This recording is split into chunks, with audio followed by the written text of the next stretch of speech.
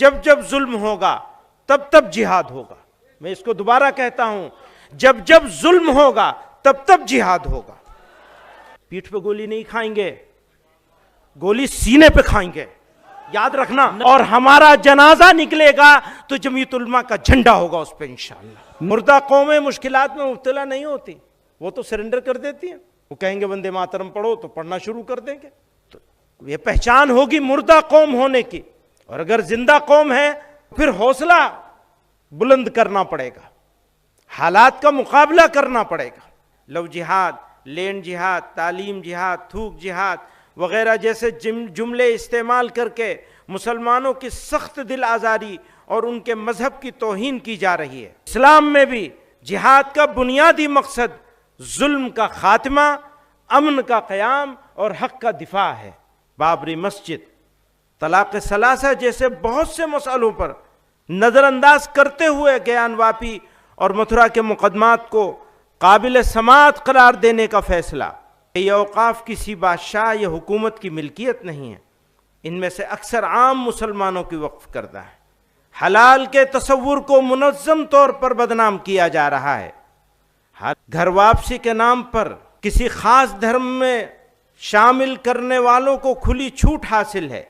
Bulldozer action, mob lynching, مسلم اوقاف کی سبوتاژی، دینی مدارس و اسلامی اصطلاحات کے خلاف منفی مہم کی باقاعدہ اور منظم کوششیں کی جا رہی ہیں کہ آج مسلمان خود کو راہ چلتے غیر محفوظ محسوس کرتے ہیں.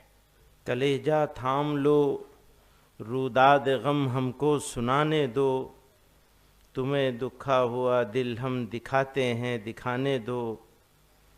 اسی کے دم سے تھوڑی روشنی ہے خانہ دل میں، بجھاتے کیوں ہو شمع آرزو کو جھلملانے دو.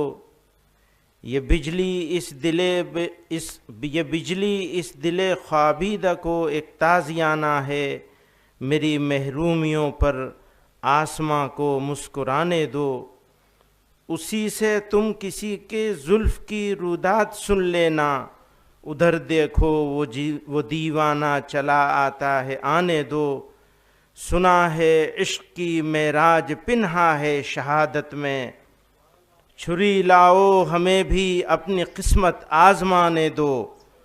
نہ داغ آئے گا اپنے دامن حسن طبیعت پر، وفا پر میری جو تہمت لگاتے ہیں لگانے دو. زمانہ صبر کر لیتا ہے عاجز ہم بھی کر لیں گے، خلش دل کی مٹا لینے کو دو آنسو بہانے دو. عزیزان گرامی قدر، ملک کی موجودہ صورتحال انتہائی حساس اور فکر انگیز ہے.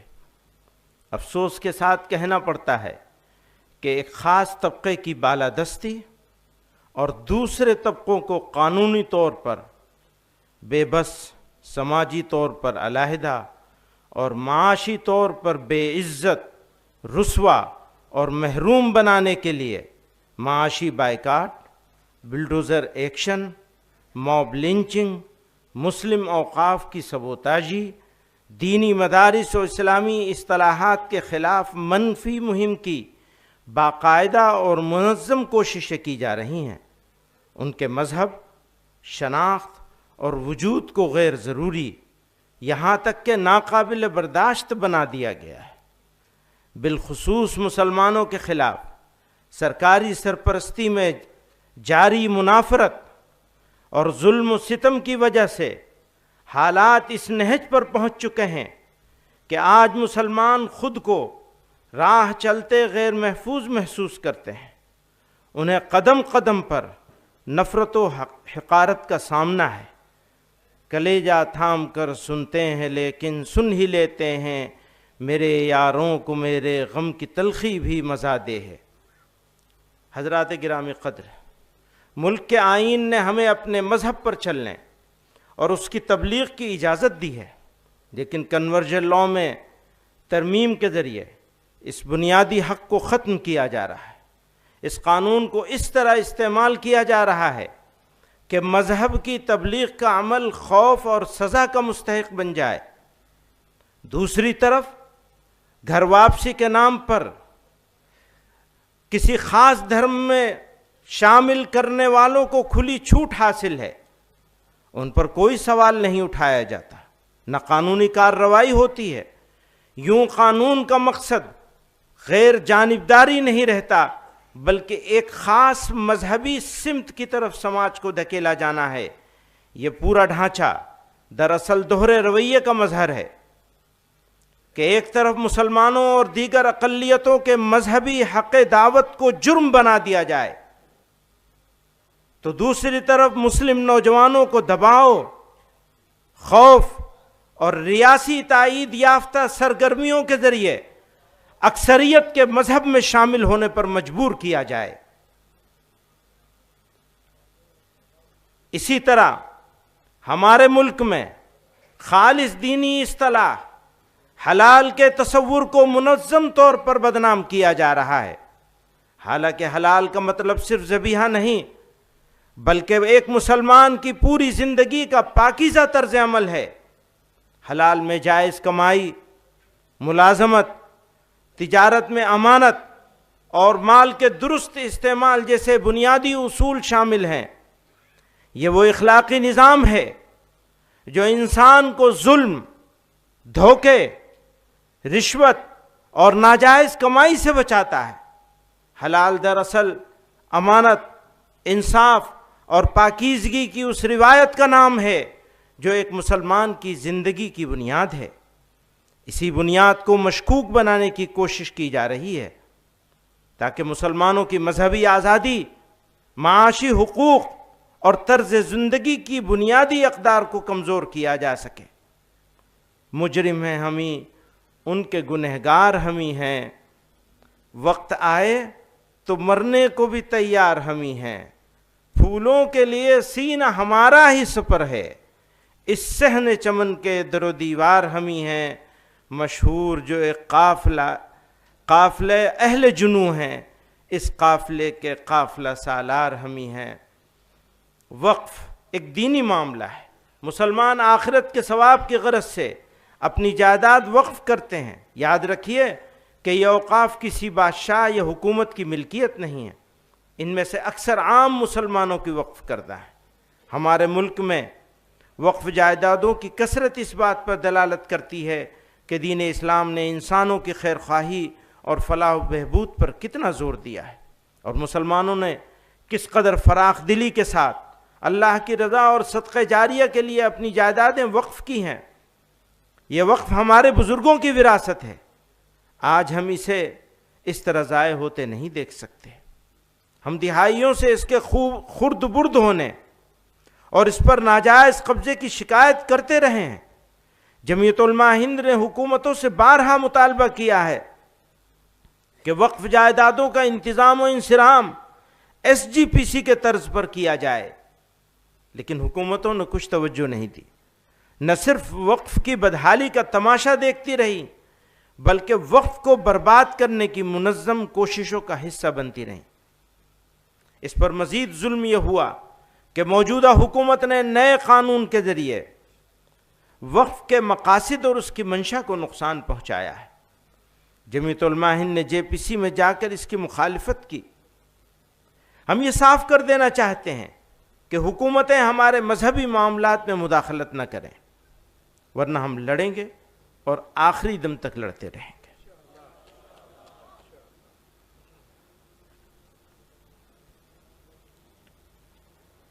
عدلیہ کا رویہ،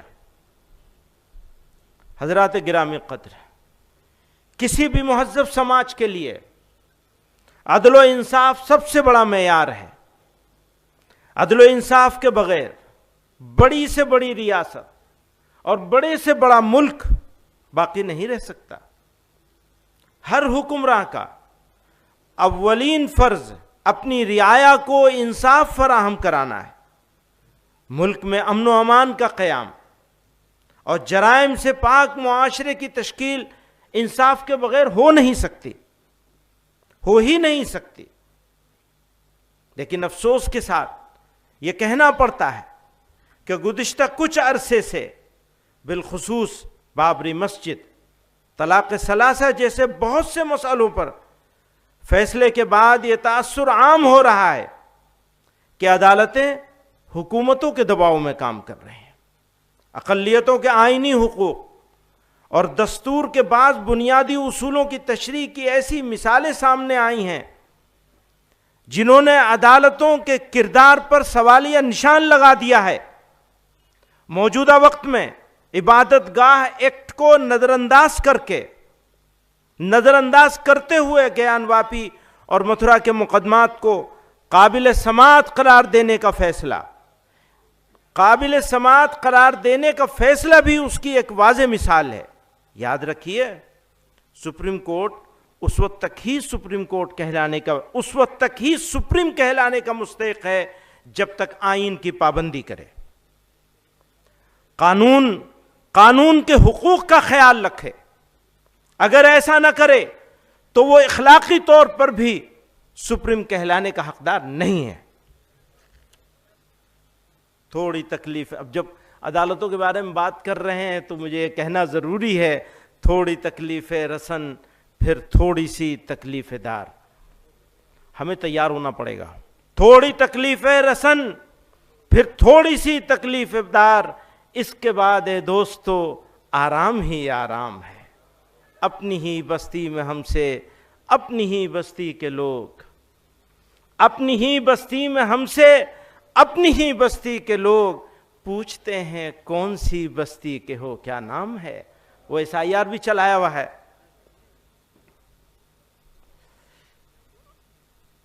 ایک بہت اہم معاملہ ہے،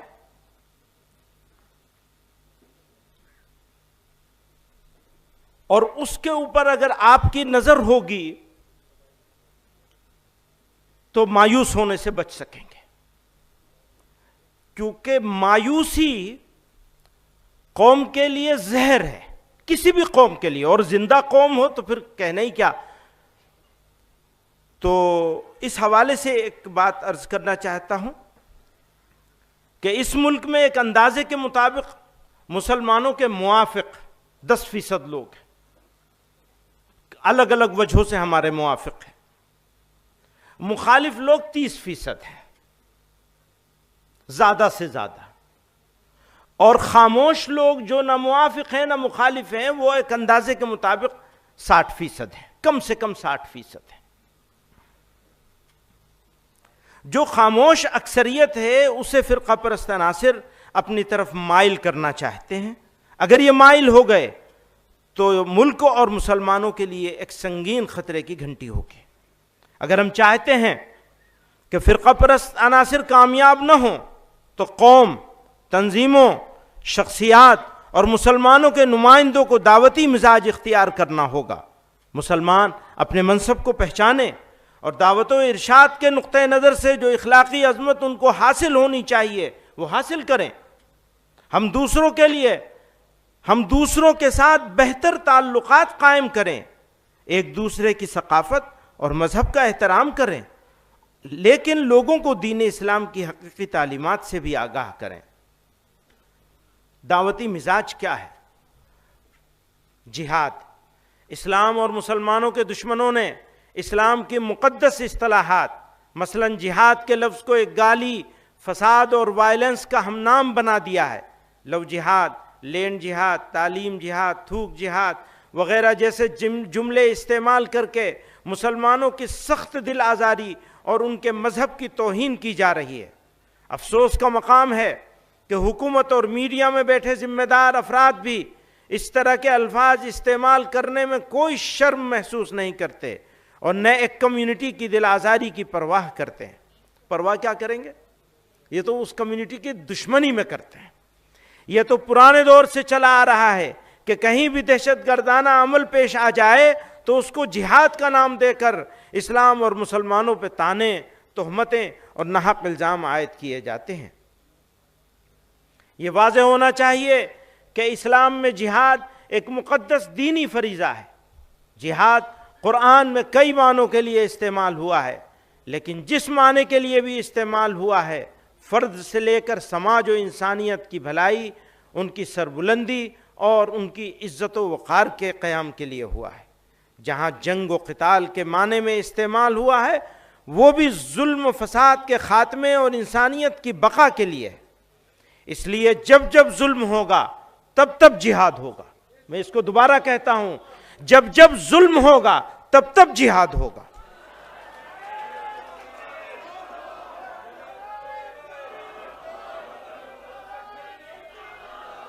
تمام ہی آسمانی مذاہب میں غور کیجئے گا, تمام ہی آسمانی مذاہب میں ظلم کے خلاف کھڑے ہونا ایک اخلاقی ذمہ داری ہے. اسلام میں بھی جہاد کا بنیادی مقصد ظلم کا خاتمہ, امن کا قیام اور حق کا دفاع ہے. تاہم یہ حقیقت ذہن نشین رہنی چاہیے کہ نمبر 1, جہاد کوئی انفرادی, نجی یا انتقامی کارروائی نہیں.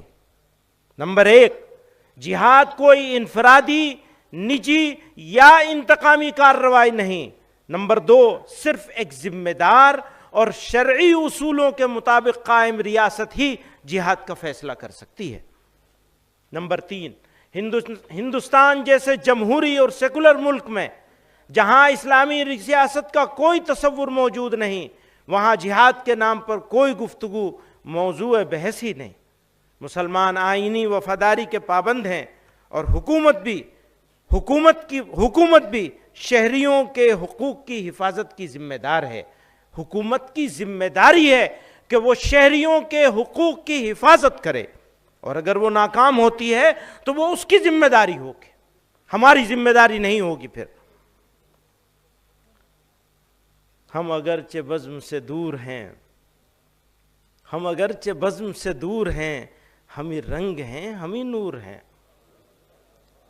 ہم اگر نہ دیں گے لہو انہیں, وہ چراغ کیسے جلائیں گے؟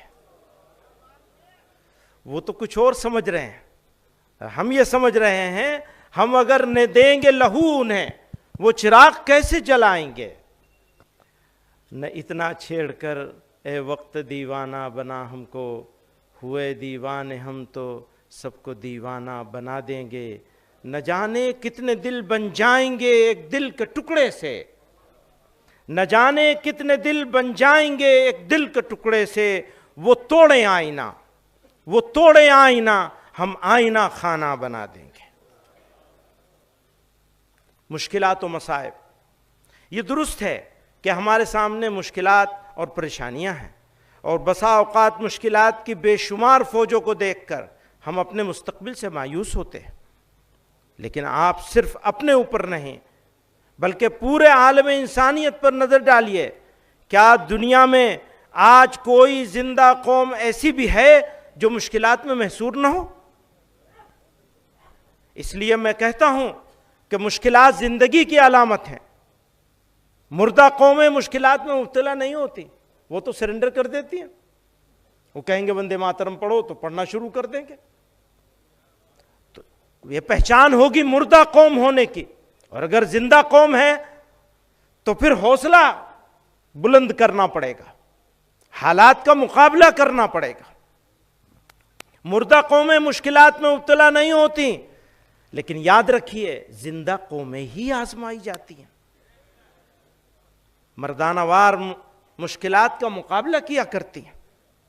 اللہ تعالیٰ نے ارشاد فرمایا وَلَنَبْلُوَنَّكُمْ بِشَيْءٍ مِّنَ الْخَوْفِ وَالْجُوعِ وَنَقْصٍ مِّنَ الْأَمْوَالِ وَالْأَنفُسِ وَالثَّمَرَاتِ.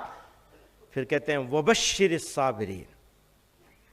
ہم تمہاری آزمائش کرتے رہیں گے, کچھ خوف اور بھوک سے, مال اور جان سے, اور پھلوں کے نقصان سے, اور صبر کرنے والوں کے لیے بشارت ہے. اسی طرح پروردگار عالم نے فرمایا ام حسبتم ان تدخلوا الجنة ولما يأتكم مثل الذين خلوا من قبلكم مستهم البأساء والضراء وزلزلوا حتى يقول الرسول والذين آمنوا معه متى نصر الله. ابھی بھی کہتے ہیں ساری دنیا میں تمہاری کیوں پٹائی ہو رہی ہے؟ ہم خاص ہیں نا, آزمائش تو ہماری ہوگی. کیا تم یہ گمان رکھتے ہو کہ جنت میں داخل ہو جاؤ گے؟ درا حال ہے کہ تم پر ان لوگوں کے حالات پیش نہیں آئے جو تم سے پہلے گزر چکے ہیں. انہیں تنگی اور سختی پیش آئی, انہیں ہلا ڈالا گیا, یہاں تک کہ پیغمبر اور جو لوگ ان کے ہمراہ ایمان لائے تھے بول اٹھے کہ اللہ کی مدد کب آئے گی؟ سن رکھو، اللہ کی امداد یقیناً قریب ہے انشاءاللہ۔ تفسیر ماجدی جلد اول صفحہ 400۔ اس آیت میں مومنین کو بشارت اور تسلی دی گئی ہے اور حقیقت کا بیان آ گیا کہ مجاہدات سے گھبرانا اور بددل نہیں ہونا چاہیے۔ مصائب میں الجھ کر مسکرانا میری فطرت ہے، مجھے ناکامیوں پر اشک برسانا نہیں آتا۔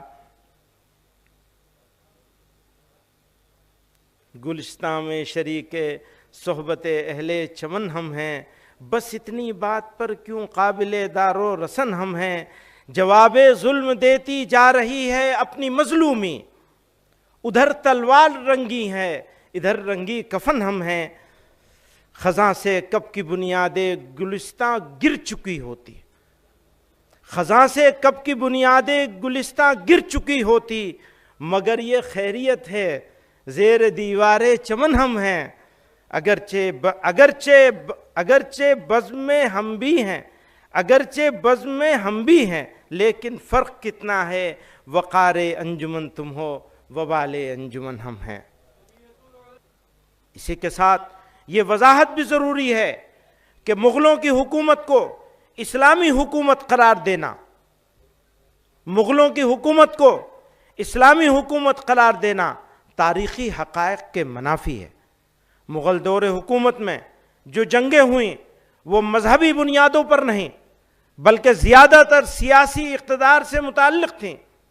انہوں نے جہاں غیر مسلموں، سکھوں اور مقامی اور مختلف مقامی طاقتوں کے ساتھ لڑائیاں لڑیں، وہیں خود مسلم حکمرانوں کے ساتھ بھی سخت معرکے کیے اور انہیں سزائیں بھی دیں۔ لہذا مغل دور کے واقعات کو اسلام سے جوڑ کر پیش کرنا نہ صرف تاریخی اعتبار سے غلط ہے بلکہ اس سے بہت سی غلط فہمیاں جنم لیتی ہیں۔ اسلام کی اصل تعلیمات عدل، رواداری، امن اور انسانی شرافت پر مبنی ہیں، جبکہ حکمرانوں کے فیصلے اکثر اقتدار کے تحت ہوتے ہیں۔ اس لیے ضروری ہے کہ تاریخی واقعات اور اسلامی اصولوں میں واضح فرق رکھا جائے تاکہ اسلام کے بارے میں گمراہ کن تصورات بھی دور ہوں۔ بھیا ہم تو جمیعت علماء میں اس لیے نہیں آئے ہیں کہ چھوڑ کے بھاگ جائیں گے، پیٹھ پہ گولی نہیں کھائیں گے، گولی سینے پہ کھائیں گے، یاد رکھنا۔ نعرہ تکبیر! انشاءاللہ اپنی ساری کمزوریوں خرابیوں کا اقرار کرتے ہوئے یہ کہنا چاہتے ہیں، آپ لوگوں سے یہ سیکھا ہے کہ گولی کھائیں گے تو سینے پہ کھائیں گے، پیٹھ پہ نہیں کھائیں گے انشاءاللہ، اور ہمارا جنازہ نکلے گا تو جمیعت علماء کا جھنڈا ہوگا اس پہ انشاءاللہ۔ تو میں تو آپ کی ترجمانی کر رہا ہوں، یہ کہہ کر کے کہ میرے جنازے پر جمعیت کا جھنڈا ہوگا، یہ میرا نہیں آپ کا ہے جذبہ۔ آپ مریں گے تو جمعیت علماء کے جھنڈے کے ساتھ مریں گے، اس کے بغیر نہیں مریں گے۔ نہ کوئی بھاگے گا ہم میں سے پیٹھ دکھا کے انشاءاللہ، کیسے بھی حالات ہوں۔ انہوں نے ان کا سورج نہیں ڈوبتا تھا، ان سے ٹکر لی تھی، جیلوں کو آباد کیا، پھانسی کے پھندوں کو چوما ہے، تو کیا اس تسلسل کو چھوڑ دیں گے؟ اس بات سے ڈر جائیں گے کہ پابندی لگ جائے گی ہماری جماعت کے اوپر؟ ڈرو گے؟ نہیں ڈریں گے، کچھ بھی ہو جائے حالات، مقابلہ کریں گے انشاءاللہ۔